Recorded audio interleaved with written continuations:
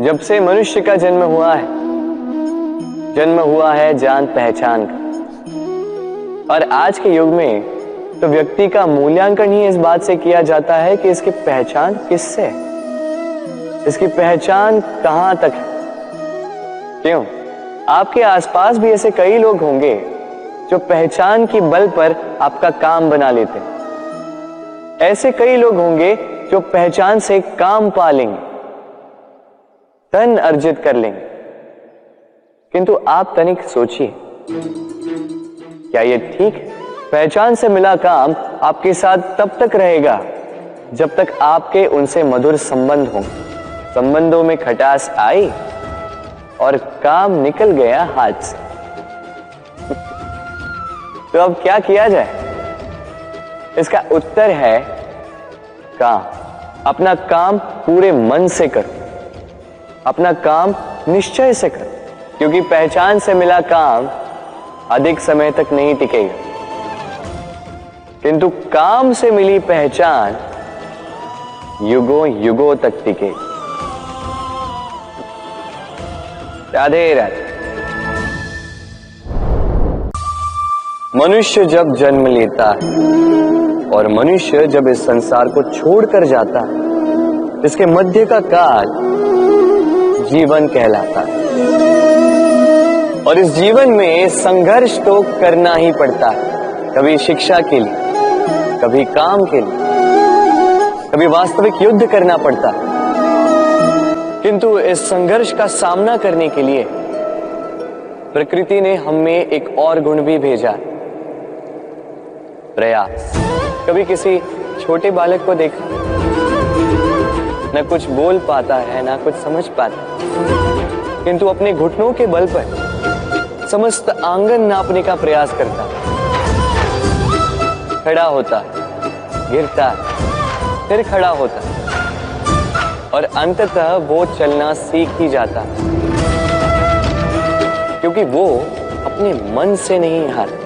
जीवन में युद्ध क्षेत्र कई आएंगे, कभी कभी हार का सामना भी करना होगा, किंतु हारता केवल वो है जो मन से हार जाता है।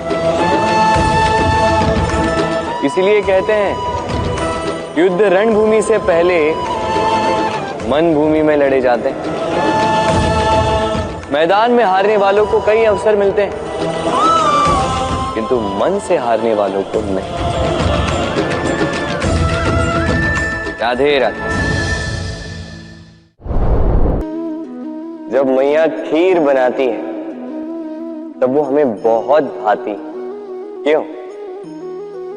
किंतु मैया खीर कैसे बनाती है? पहले वो भात और दूध का प्रबंध करती है, फिर वो मीठे का प्रबंध करती है, फिर वो आंच पर इसे देर तक पकने देती है ना सरल?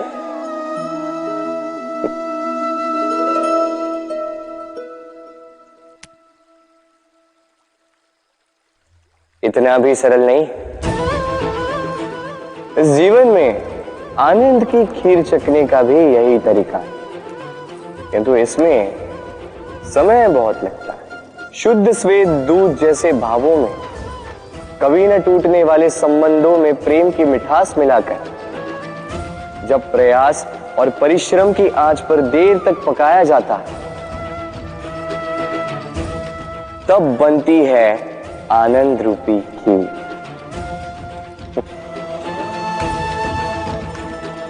तो स्मरण रखिए, शुद्धता भावों की, मिठास प्रेम की और प्रयास आत्मा की, इन तीनों को मिलाओगे तब भी जीवन में आनंद पाओगे। राधे राधे। गर्मी की ऋतु आने पर एक मीठी सी कूक सुनी होगी, मन में बैठ जाती। कोयल की कूक, बड़ी मीठी, बड़ी प्यारी। वैसे एक और पक्षी है जिसका स्वर बड़ा ही मीठा है, हमारे घर के आसपास ही होता है। हरियाला रंग, लाल चोंच, ठीक पहचाना आप, तोता। ये दोनों ही पक्षी हमारे लिए बहुत प्यारे, मन को शांति देते हैं, किंतु इन दोनों में बड़ा अंतर।